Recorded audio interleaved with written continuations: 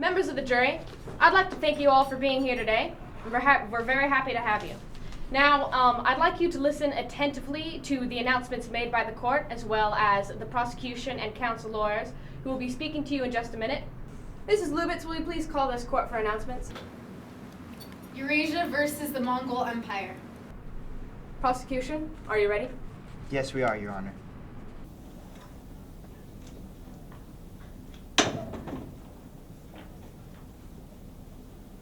May it please the court, counsel, ladies and gentlemen of the jury, this is a case about greed.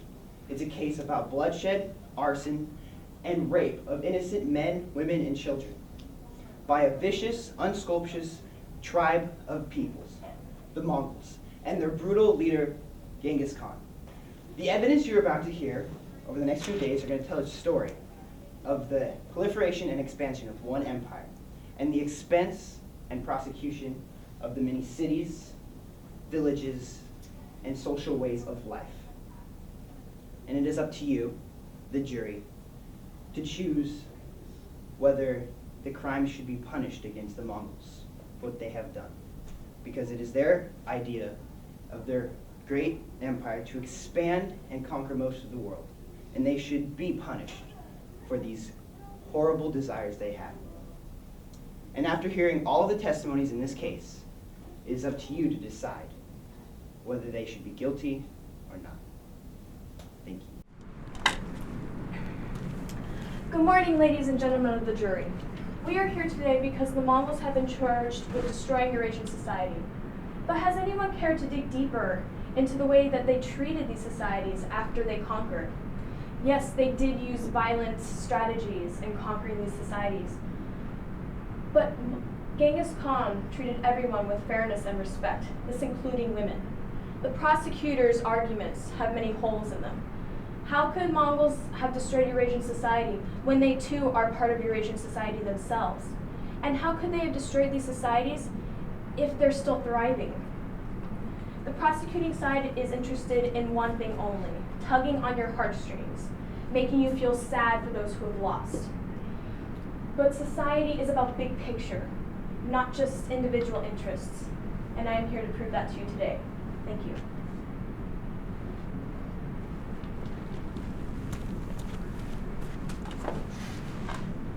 Prosecution, may you please call your first witness to the stand? The prosecution calls Mr. Ohan, the Baghdad citizen.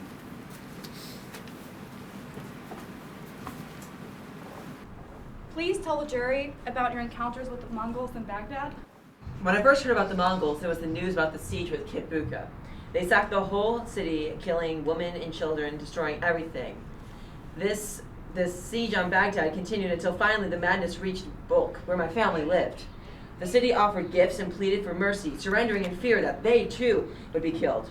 But then the Khan, that madman, that Mongolian leader Genghis Khan, he tricked them and slaughtered them all, including my family. Would you please specify about the Mongol destruction in Baghdad? They killed so many, hundreds and thousands, sparing not a shred of mercy on the innocent. According to my record, the casualties of the Mongolian attack adds up to 1 million deaths. Would you say this is accurate? Yes, so many. Okay, please go on. But we were once a peaceful people, living in a prosperous land until that horde of barbaric bloodsuckers came. They killed everyone, and then, worst of all, they captured our holy caliph. It was an unforgivable insult to our faith to capture the man chosen by the divine right. He was our God, the one who led us through battle and to victory. But this attack ended with no victory on our part. Instead, after the attack on our caliph, the Mongols were led through Baghdad, beginning an orgy of massacre, looting, fire, and rape. And no one was spared. And would you please tell the court how long this siege lasted? 7 days. They destroyed the city and burned our grand library in Baghdad. The precious documents held in the library were destroyed and stained red after being flung into the rivers filled with the blood of our citizens. Please continue. Violently, they were killed. The towns were first blocked off when the attackers positioned themselves along the city borders. From there, they murdered Baghdad's people from the distance by shooting arrows and grenades and stones over our blocked borders. And after the attacks, what happened then? The Khan became governor of the area. We heard the rumors of him being the grandson of Genghis Khan himself. If that is so, then he was more violent than his grandfather. He attacked Baghdad, and the siege lasted for another 40 days. And so much killing. And no one survived. Mr. Ohan, do you believe that the Mongols destroyed Baghdad and its society? Of course! And that scum should be deserved for what they've done. Order in the court, order in the court. No further questions, Your Honor. You may stand down. Prosecution may call their next witness to the stand. The prosecution would like to call the Confucius scholar to the stand.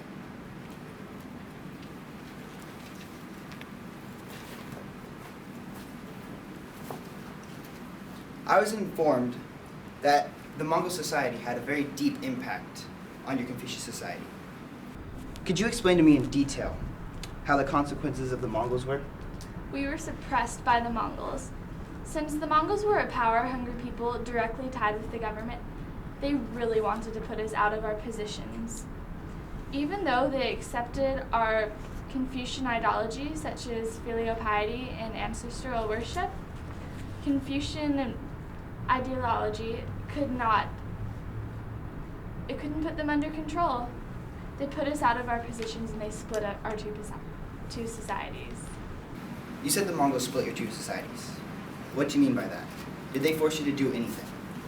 They refused to learn our language and we weren't allowed to learn theirs either. During government situations, it was almost impossible to talk to them because we had no idea what they were saying. Our way of life was segregated. Imagine that you're in your hometown and all of a sudden, these people come in and conquer everything.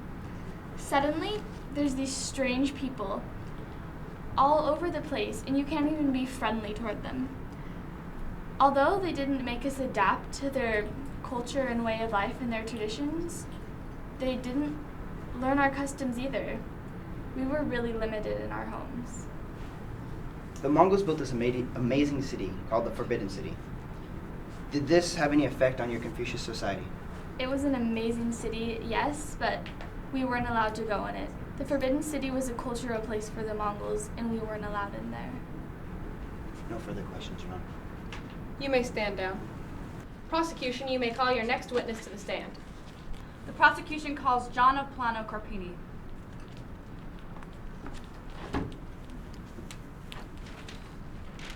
So, Friar Carpini, how did you come to be in Mongolia? In the year of our Lord, 1245, our great and holy Pope Innocent IV sent me and the Lawrence of Portugal to the land of Tartar. Tartar, ladies and gentlemen, is the Christian name for Mongolia. Please, Carpini, continue. We were to gather information on the Mongolian people and compile a report of our findings. Can you describe for us what the Mongolian lifestyle was like? The Mongolians lived on the plains and deserts of northwestern Asia. They thrived on hardship and primitive fertility. They were a nomadic people who lived in tents called yurts or in the open air, and they followed their herds to fresh pastures, dressed in ox hides, and studied the art of war. Would you describe the Mongolian society as violent? Absolutely. The Mongols were trained from an early age to be experts with swords and daggers, and they were especially skilled at shooting arrows from their steeds. They attacked many innocent people. Women and children were not spared.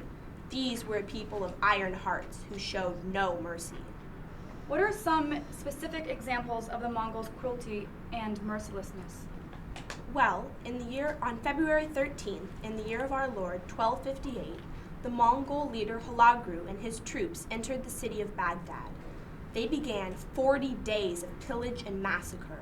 Hundreds and hundreds of thousands of artisans, scholars, peasants, scientists, and poets were slaughtered.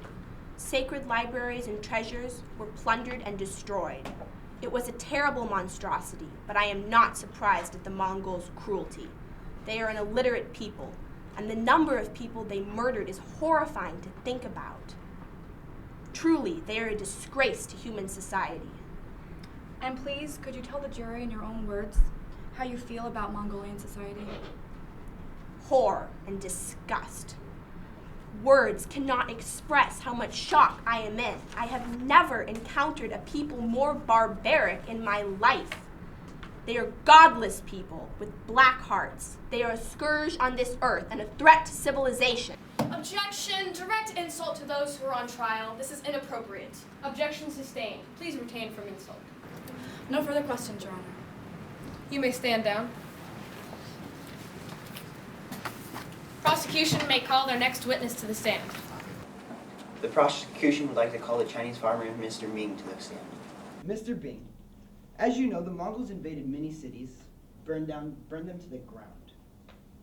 In fact, claimed your farm was one of them. Could you please explain to the jury what impact it had on your farming business? My goodness. Not only were there barbarians with their large horses and skilled archers, but they were ruthless. They set fire to everything, and if anyone tried to fight back, they were killed. They were extremely organized, but extremely violent. Many people in my village were killed. We were mostly left in ruins. It was terrible for our economy. Crops died in the midst of ongoing clouds of smoke that hung daily over our heads. We were starving without food, let alone enough to continue our business. So I take it you're very offended with the Mongols. They constructed many things like the Grand Canal to post them. We were forced to work on them. All of the projects cost large amounts of money that came out of our already empty pockets. Could you explain some of the cultural tensions between Chinese and the Mongols? When the Mongols took over, they were reluctant to learn our language. We were able to communicate only through translators. They adopted a few of our cultural aspects, like the Mongols adopted Buddhism, which is a plus for them, but they changed it to their needs. We lost all traces of what we believed soon after. Please explain what happened when the Great Floods erupted. The destruction of the water was terrible. It left many of us unemployed and homeless. There was chaos everywhere. Nobody knew what to do because there was no leadership. There were lost possessions, constant confusion. It was awful. No further questions. Counsel, you may now cross-examine the witness. After your area was destroyed from the battle between the Chinese and Mongols, what did the new Mongolian government do for you? They gave us very basic relief measures. We initially got tax missions, but those stopped after a while. They also provided granaries, made rules to prevent our animals from wandering. Tell us about the rural organizations the Mongols initiated. Well, they initiated about 50 households to join together under a village leader. They helped revive agricultural growth and were able to provide goods to people during droughts or bad weather. Overall, they actually brought the villages together, despite all the destruction, which was very bad. Terrible. Lastly, could you tell us about the difference between the methods of taxation of the Chinese and of the Mongols? When the Chinese government taxed us, they were very sporadic. We never knew what to expect. But when the Mongols taxed us, it was at a steady rate. It was a lot easier knowing if we would be able to pay the taxes or not. But the loss of money, it was very necessary, seeing that we had lost a lot. So the Mongols were more organized? Yes. And life was a little better despite the destruction they caused? Yes. But No further questions. Mr. Ming, you may stand down.